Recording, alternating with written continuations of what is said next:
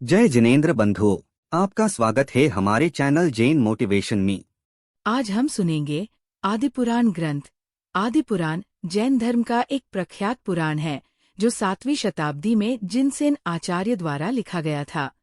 इसमें जैन धर्म के प्रथम तीर्थंकर आदिनाथ के 10 जन्मों का वर्णन है। आदिपुराण के दूसरे अध्याय में आदिनाथ के पूर्वभव के बारे में वर्णन सुना था। आज हम सुनेंगे तीसरे अध्याय में ललितांग से वज्रजंग के बारे में। जम्बू द्वीप में मेरु से पूर्व दिशा की ओर विदेह क्षेत्र में पुष्कलावती नाम का देश है। उस देश में उत्पल खेटक नाम का एक नगर है। उस नगरी में राजा वज्रबाहु राज्य करता था। उसकी रानी का नाम वनसुधरा था। ललितांग देव स्वर्ग से च्युत होकर उन दोनों के वज्रजंग नाम का पुत्र हुआ। धीरे धीरे यौवन को प्राप्त होने पर उसका सौंदर्य उसी तरह खिल उठा जैसे धीरे धीरे बढ़कर पूर्ण चंद्रमा की कांति खिल उठती है। उसके काले कुटिल लंबे केश, कानों तक विस्तीर्ण नेत्र, चंदन से चर्चित विशाल वक्षस्थल और लंबी लंबी भुजाएं किसे आकृष्ट नहीं करते थे। साथ ही वह समस्त कलाओं का ज्ञाता, विनयी और जितेंद्रिय था। यद्यपि वो पूर्ण युवा हो गया था, किंतु स्वयं प्रभा देवांगना के अनुरागवश अन्य युवतियों से प्रायः खिंचासा ही रहता था। ललितांग देव के स्वर्ग से च्युत हो जाने पर स्वयं प्रभा देवी की वही दशा हुई जो चकवे के विरह में चकवी की होती है। जैसे वर्षा ऋतु में कोयल अपना कुहकना बंद कर देती है, वैसे ही उसने भी अपना मनोहर आलाप बंद कर दिया था। रात दिन अपने पति के विरह में चुपचाप बैठी रहती थी। देवलोक के लिए ये एक नई बात थी। फिर भी एक देव ने उसका शोक दूर कर उसे सन्मार्ग में लगाया और उसने धर्म सेवन करते हुए प्राण त्याग किया। विदेह क्षेत्र में एक पुंड रिकिनी नगरी है। वज्रदंत नामक राजा उसका स्वामी था। उसकी रानी का नाम लक्ष्मीमती था। स्वयं प्रभा देवी स्वर्ग से च्युत होकर उन दोनों के श्रीमती नाम की पुत्री हुई। जैसे चैत्र मास में चंद्रमा की कला लोगों को अधिक आनंदित करती है, वैसे ही नवयौवन में पदार्पण करने पर श्रीमती भी लोगों को अधिक आनंदित करने लगी। एक दिन श्रीमती अपने राजभवन में सो रही थी। उस दिन उस नगर के उद्यान में विराजमान यशोधर मुनिराज को केवल ज्ञान प्राप्त हुआ। इसलिए स्वर्ग के देव अपनी विभूति के साथ उनकी पूजा करने के लिए आए। उनका कोलाहल सुनकर श्रीमती की नींद खुल गई। देवों को जाते हुए देखकर उसे पूर्व जन्म का स्मरण हो आया और वह तत्काल मूर्छित हो गई। सखियों के शीतलोपचार से उसकी मूर्छा दूर हुई, किंतु वह मौन ही रही। इतने में उसके माता पिता भी आ गए और अपनी कन्या की अवस्था देखकर दुखी हुए। उन्होंने श्रीमती से जानना चाहा कि कैसे क्या हुआ, किंतु वह चुपचाप बैठी रही। तब अनुभवी वज्रदंत अपनी रानी से बोले, देवी, किसी रोग की आशंका करके व्यर्थ ही भयभीत न हो। तुम्हारी पुत्री पूर्ण युवती हो गई है। अब इसका यह विकार किसी मानसिक रोग का सूचक है। इतना कहकर वज्रदंत ने पंडिताधाय को पुत्री के पास छोड़ा और रानी के साथ अपने महल में चले गए। पंडिताधाय अत्यंत चतुर थी। एकांत होने पर बड़े प्यार से श्रीमती के शरीर पर हाथ फेरती हुई वह बोली, पुत्री, मेरा नाम पंडिता सार्थक है। मैं सब कार्यों की योजना करने में चतुर हूँ। इसके सिवाय मैं तुम्हारी माता के समान हूँ और प्रिय सखी भी हूँ। अतः मुझसे अपने मन का रोग बतलाओ, क्योंकि माता से रोग नहीं छिपाया जाता। प्रायः यौवन के आरंभ में ऐसा हुआ ही करता है। अतः संकोच दूर करे अपनी मूर्छा का कारण कहो। धाय के वचन सुनकर श्रीमती ने अपना मुख नीचा कर लिया और लज्जा से मिश्रित स्वर में बोली, धाय माँ, मैं लाज से भूमि में गड़ी जाती हूँ और अत्यंत दुखी हूँ। किंतु तुम मेरी माँ के समान हो और मेरी चिर परिचित हो। इसी से जो बात मैं किसी के सामने नहीं कह सकती थी, वो तुमसे कहती हूँ। आज देवों का आगमन देखकर मुझे अपने पूर्व भव का स्मरण हो आया। पूर्व जन्म में स्वर्ग में ललितांग देव की स्वयं प्रभा नाम की देवी थी। मैंने उसके साथ अनेक भोग भोगे। उसके स्वर्ग से च्युत होने के 6 महीने पश्चात वहां से चयकर मैं यहाँ उत्पन्न हुई हूँ। इतना कहते कहते श्रीमती कुछ भावावेश में आकर कहने लगी, सखी, देख, ये ललितांग अब भी मेरे मन में बसा हुआ है, ऐसा प्रतीत होता है। मानो किसी ने टॉकी से उकेरकर उसे मेरे मन में अंकित कर दिया है। वह कितना सुंदर है, कितना सौम्य है। वस्त्र, माला और आभूषणों से अलंकृत उसके शरीर को मैं प्रत्यक्ष देख रही हूँ। उसके हाथ का सुखद स्पर्श भी अनुभव करती हूँ। ये कहते हुए श्रीमती ने ज्यों ही हाथ पसारा, उसकी मोह निद्रा भंग हो गई और वह विरह से विकल होकर रोने लगी।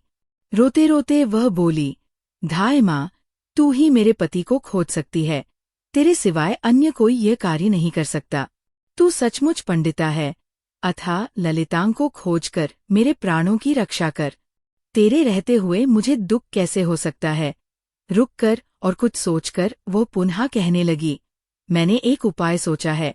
मैं अपने पूर्व जन्म के वृतांत को एक चित्रपट पर अंकित करके तुझे दूंगी। उसमें कुछ गूढ़ बातें भी अंकित होगी। उसे लेकर जाना, उसे देखकर यदि कोई धूर्त, झूठ, मूठ ही मेरा पति होने का ढोंग रचे तो उससे तू वे गूढ़ बातें पूछना, और जब वो उत्तर न दे सके तो अपनी मंद मंद मुस्कुराहट से उसे लज्जित करके चल देना। श्रीमती की बुद्धिमत्ता से भरी हुई बात सुनकर चतुर्धाय को हंसी आ गई। उसने मुस्कुराते हुए, बेटी, मेरे रहते हुए तेरे चित्त का संताप नहीं रह सकता। भला आम्र मंजरी के होते हुए क्या कोयल दुखी रह सकती है। मैं तेरा ये कार्य अवश्य पूरा करके लौटूंगी। मेरे लिए इस लोक में कोई भी कार्य असाध्य नहीं है। अतः तू शोक छोड़ और स्नान ध्यान आदि कर। मैं तेरे पति की खोज में जाती हूँ। चतुराधाय श्रीमती को समझाकर अपने घर गई और यात्रा की तैयारी करके चित्रपट लेकर चल दी। घूमती घूमती वह एक जिनालय में पहुंची और चित्रपट फैलाकर एक ओर बैठ गई। जिनालय में दर्शन करने के लिए जो आता वही चित्रपट को देखता और उसका आशय न समझ सकने के कारण देखकर चला जाता। कुछ देर के पश्चात दो युवक आए और चित्रपट को देखकर आपस में बोले, ऐसा मालूम होता है कि किसी राजपुत्री को अपने पूर्वजन्म का स्मरण हुआ है और उसने अपने पूर्वजन्म की सब घटनाएं इस चित्रपट में अंकित कर दी है। दोनों मन ही मन मुस्कुराते हुए धाय के पास आए और बोले, ये किसका चित्रपट है। इस राजपुत्री के पूर्व जन्म के पति हम ही हैं। धाय सुनकर पहले तो खूब हंसी, फिर भी जब वे दोनों धूर्त अपनी बात दोहराते रहे तो उसने उनसे चित्रपट की गूढ़ बातों के बारे में प्रश्न किए। तब तो वे चुप रह गए और लज्जित होकर चल दिए। इतने में वज्रजंग ने जिनालय में प्रवेश किया। उसने पहले जिनालय की प्रदक्षिणा की, फिर जिनेंद्र देव की स्तुति करके उन्हें नमस्कार किया। पश्चात वह उस स्थान पर आया जहाँ चित्रपट फैला हुआ था। चित्रपट को देखते ही वह अपने से बोला, इस चित्रपट में अंकित वृत्तांत तो मेरा जाना हुआ सा लगता है। ऐसा जान पड़ता है मानो मैं अपने ही पूर्व जन्म का वृत्तांत इस चित्र में देख रहा हूँ। यह ललितांग देव सा प्रतीत होता है और स्त्री का रूप तो ऐसा जान पड़ता है मानो स्वयं प्रभा ही है। किंतु इसमें कितने ही विषय गूढ़ क्यों हैं। ये ऐशान स्वर्ग दिखलाया है। यह उसमें श्री प्रभ विमान चित्रित किया है। ये विमान के अधिपति ललितांग देव के समीप स्वयं प्रभा देवी बैठी हई है। वज्रजंग चित्र देखता जाता था और आप ही आप बुदबुदाता जाता था। उसके चित्त में विचारों का तूफान सा उठ खड़ा हुआ था। वह कुछ भी निर्णय नहीं कर पाता था। धीरे धीरे उसकी व्याकुलता बढ़ती गई। उसने दोनों हाथ सर पर रखकर जैसे ही दीवार का सहारा लेना चाहा कि वह मूर्छित होकर गिर पड़ा। परिचारकों के प्रयत्न से थोड़ी देर बाद जब वो सचेत हुआ तो उसने पंडिताधाय को अपने पास बैठा हुआ देखा। उससे उसने पूछा, भद्रे, इस चित्र में मेरे पूर्व जन्म की बातें किसने अंकित की है, क्या तुम बतला सकती हो? धाय बोली, कुमार, तुम्हारी मामी के एक श्रीमती नाम की पुत्री है। वह अभी अविवाहित है। उसी ने इस चित्र में अपना हस्त कौशल दिखलाया है। जिसकी खोज में अनेक राजकुमार लगे हुए हैं, उसी ने मुझे आपको खोजने के लिए भेजा है। वह आपका पूर्वनाम ललितांग बतलाती है, परंतु आप तो इसी भव में साक्षात ललितांग हैं, क्योंकि आपके अंग अत्यंत सुंदर है। धाय की बात से प्रफुल्लित होकर राजकुमार वज्रजंग ने वह चित्रपट अपने हाथ में ले लिया और अपना एक चित्र धाय के हाथ में दे दिया। दोनों चित्रों में प्रायः एक सी ही घटनाएं अंकित थी। इसके पश्चात राजकुमार जिनालय से निकलकर चला गया और धाय उस चित्र को लेकर श्रीमती के पास आई। धाय के प्रफुल्लित मुख को देखते ही श्रीमती को आभास हो गया कि मेरी मनोकामना पूरी हुई है। वह धाय के मुख से सब समाचार सुनने के लिए आतुर हो उठी, किंतु धाय को विनोद सूझ रहा था। वह श्रीमती को बना खूब रस ले रही थी। अंत में जब उत्कंठवश वह रुआसी हो गई तो चतुरा धाय ने अपनी चतुरता का बखान करते हुए कुमार वज्रजंग का चित्रपट उसके सामने फैला दिया। चित्रपट को देर तक गौर से देखकर श्रीमती ने सुख की सांस ली। उसे अपना मनोरथ पूर्ण होने का विश्वास हो गया। अब चतुरा धाय का मुख खुला। वह बोली, बेटी, विश्वास रख, अपने प्राणनाथ के साथ तेरा शीघ्र ही समागम होगा। अपना चित्रपट देकर राजकुमार के चुपचाप चले जाने से अविश्वास मत कर। मैंने अच्छी तरह निश्चय कर लिया है कि उसका मन तुझमें ही रमा हुआ है। जाते समय दरवाजे पर उसने बहुत देर लगाई। वह बार बार मुझे देखता था, कभी हंसता था, कभी जम्भाई लेता था, कभी कुछ स्मरण करता था, कभी दूर तक देखने लगता था और कभी गर्म गर्म लंबी श्वास लेता था। इन सब चिन्हों से जान पड़ा कि उसमें कामज्वर का प्रकोप हो रहा है। वह तेरे पिता राजा वज्रदंत का भांजा है। कुलीन, चतुर और सुंदर है। वर के योग्य सभी गुण उसमें विद्यमान हैं। अतः तेरे माता पिता भी उससे तेरा परिणय करने में अवश्य सहमत होंगे। इसलिए तू धैर्य रख, पति के साथ तेरा शीघ्र ही समागम होगा। इस तरह पंडिता धाय ने वज्रजंग के मनोहर समाचार देकर श्रीमती को सुखी करने की भरसक चेष्टा की, किंतु वह उसके सम्मिलन के विषय में निराकुल नहीं हो सकी। इधर ये बातें हो रही थीं, उधर राजा वज्रदंत समाचार पाकर अपने बहनोई राजा वज्रबाहु को ले आए। साथ में उनकी बहन और भांजा भी था। बहन, बहनोई और भांजे को देखकर वज्रदंत बहुत प्रसन्न हुए और उन्होंने उनका उचित आतिथ्य सत्कार किया। आतिथ्य सत्कार के पश्चात जब सब सुखपूर्वक बैठे हुए थे, तब वज्रदंत अपने बहनोई से बोले, मित्र, आज आप स्त्री और पुत्र सहित मेरे घर पधारे हैं, इसलिए मेरा चित्त अत्यंत प्रसन्न है।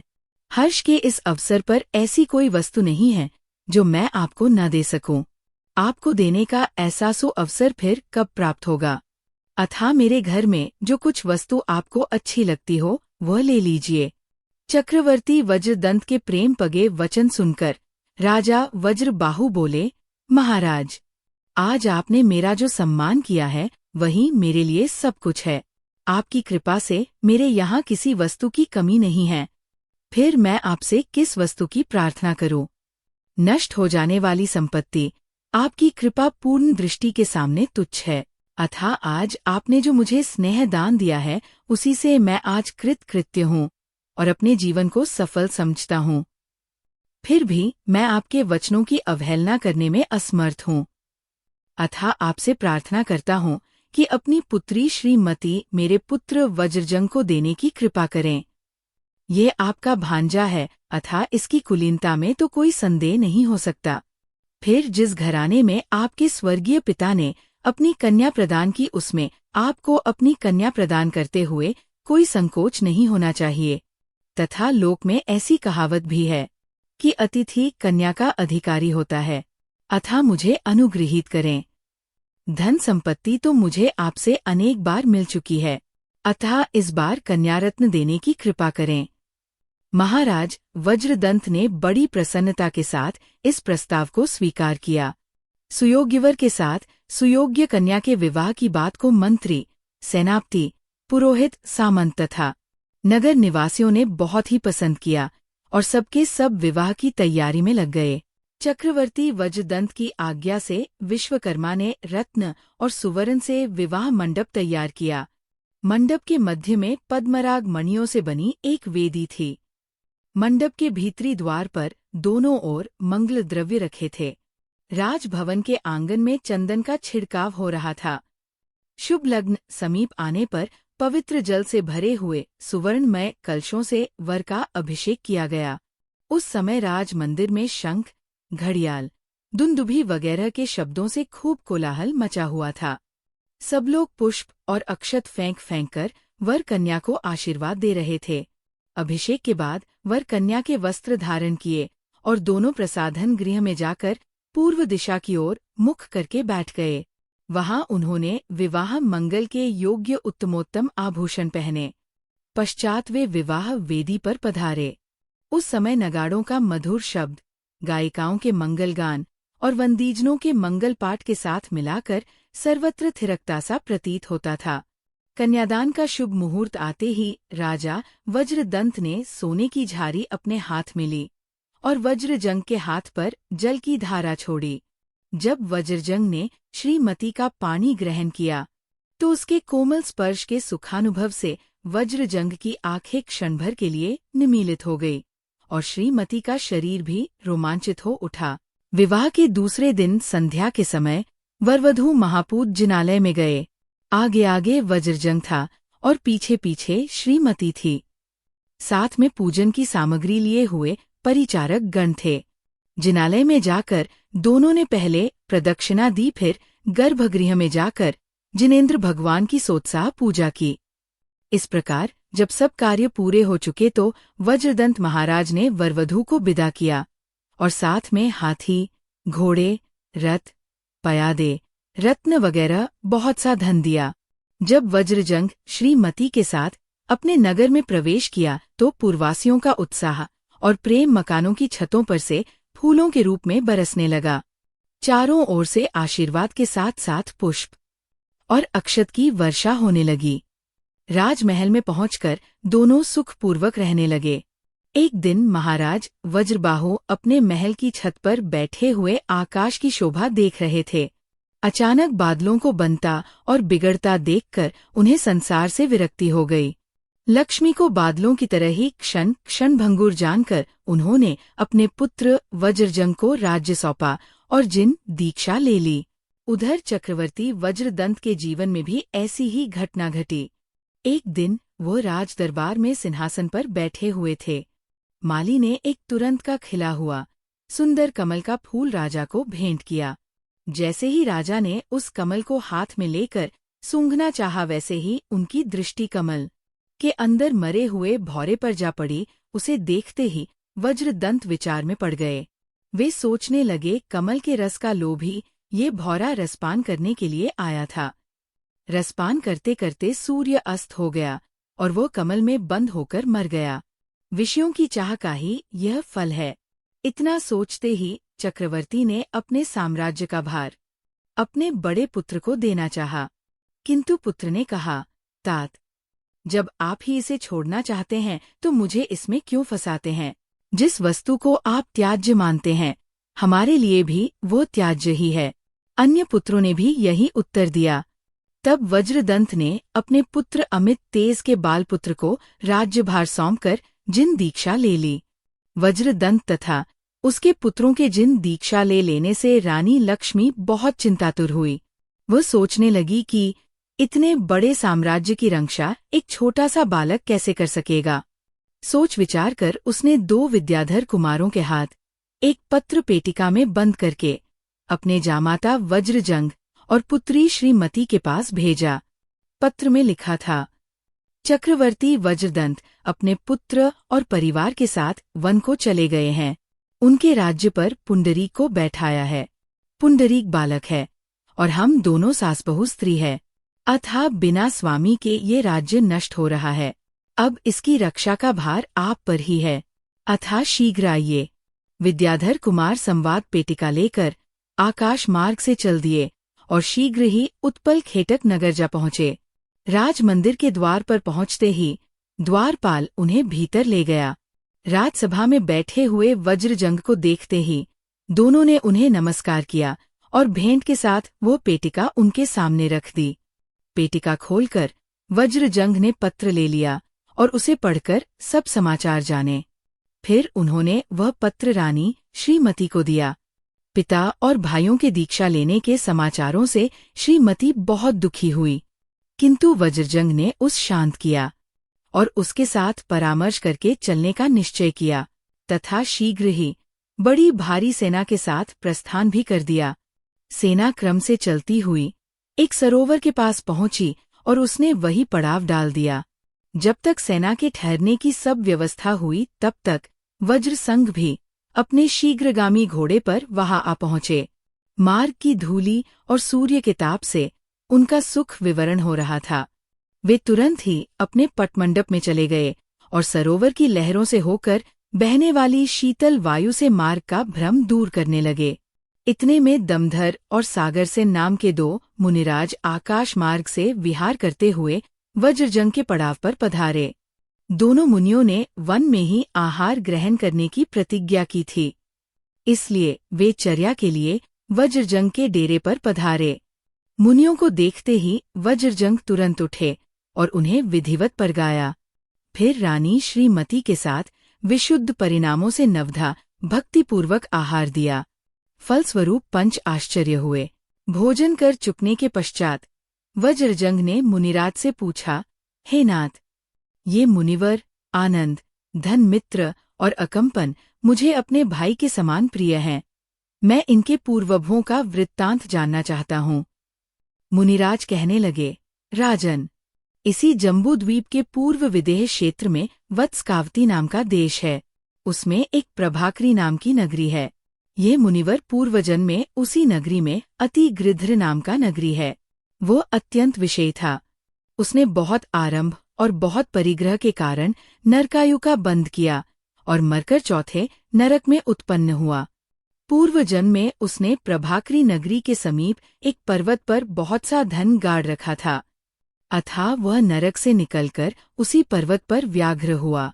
एक दिन प्रभाकरी नगरी का राजा प्रतिवर्धन अपने छोटे भाई को जीतकर लौटा और उसी पर्वत पर ठहरा। वह वहां अपने छोटे भाई के साथ बैठा हुआ था। इतने में पुरोहित ने आकर कहा कि आज वहां आपको मुनिदान के प्रभाव से बड़ा लाभ होने वाला है। समस्या केवल ये है कि मुनिराज यहाँ कैसे प्राप्त हो सकेंगे। इसका उपाय मैं आपको बतलाया हूँ। नगर में ये घोषणा करा दी जावे कि आज राजा के लिए बड़े हर्ष का अवसर है। अतः समस्त पूर्ववासी अपने अपने घरों को सजाएं और घरों के आंगन में तथा मार्ग में सर्वत्र जल छिलककर इस प्रकार फूल बखेर दें कि जरा सी भी जमीन दिखलाई न दे। ऐसा करने से नगर में जाने वाले मुनि नगर में न जाकर चर्या के लिए यहाँ अवश्य ही आएंगे।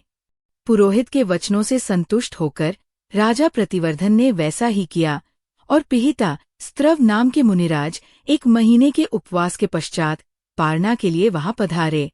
राजा ने उन्हें विधि पूर्वक आहार दिया, जिससे वहां पंच आश्चर्य हुए। राजा अति गृद्ध के जीव सिंह ने भी सब देखा। इससे उसे पूर्व जन्म का स्मरण हो आया। वह तुरंत ही शांत हो गया और परिग्रह तथा कषाय को त्याग कर एक शिलातल पर बैठ गया।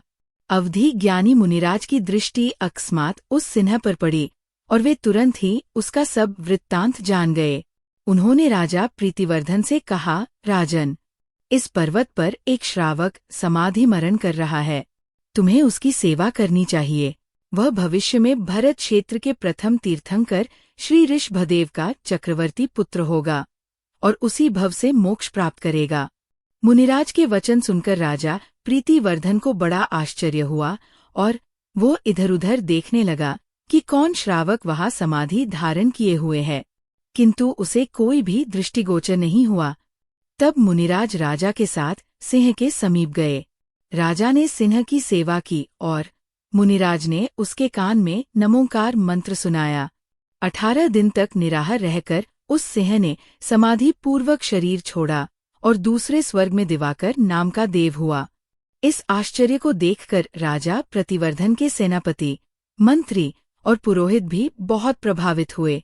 सभी ने राजा के पात्र दान की सराहना की। इससे वे मरकर उत्तम भोग भूमि में उत्पन्न हुए और फिर वहां से मरकर दूसरे स्वर्ग में देव हुए। इतना कहकर मुनिराज वज्रजंग से बोले, राजन, जब आप स्वर्ग में ललितांग देव थे तब ये सब आपके ही परिवार के देव थे। सिंह का जीव वहां से चयकर आपका मतिवर नाम का मंत्री हुआ है। राजा प्रतिवर्धन के सेनापति का जीव स्वर्ग से चयकर आपका अकम्पन नाम का सेनापति हुआ है। मंत्री का जीव स्वर्ग से चयकर आपका आनंद नामक पुरोहित हुआ है, तथा पुरोहित का जीव स्वर्ग से चयकर आपका धन मित्र नाम का श्रेष्ठ ही हुआ है। जिस समय उस वन में राजा वज्रजंग मुनिराज के मुख से उक्त वृत्तांत सुनते थे, उसी समय एक नेवला, एक सिंह, एक बंदर और एक शूकर भी मुनि की ओर दृष्टि लगाए चुपचाप बैठे हुए थे। उन्हें देखकर वज्रजंग ने पुनः मुनिराज से पूछा, महाराज, ये चारों जीव मनुष्यों से भरे हुए इस स्थान में भी कैसे निर्भय बैठे हुए हैं और आपके मुख की ओर निहारते हैं? मुनिराज बोले, राजन, पूर्वजन्म में ये सिंह हस्तिनापुर नामक नगर में उग्रसेन नामक वैश्यपुत्र था। उग्रसेन स्वभाव से ही अत्यंत क्रोधी था। एक दिन उसने राजा के भंडारियों को घुड़क कर भंडार से बहुत सा घी और चावल निकालकर वेश्याओं को दे दिया। जब राजा ने सब समाचार सुना तो उसने इसे खूब पिटवाया। उससे मरकर यहाँ ये व्याघ्र हुआ है, और यह सूकर पूर्वजन्म में राजपुत्र था, किंतु बड़ा उद्धत और अविनयी था और अपने माता पिता का भी कहना नहीं मानता था। एक दिन ये दौड़ा जा रहा था कि पत्थर के खंभे से टकराकर इसका सिर फट गया और मरकर ये सूकर हुआ है। तथा ये बंदर पूर्वजन्म में नागदत्त नाम का वणिक पुत्र था। नागदत्त की छोटी बहन के विवाह के लिए अपनी दुकान के कुछ सामान ले रही थी। नागदत्त ने उसे भी ठगना चाहा, परंतु कोई उपाय उसकी समझ में नहीं आया और वह इसी उधेड़ बुन में मरकर ये बंदर हुआ है।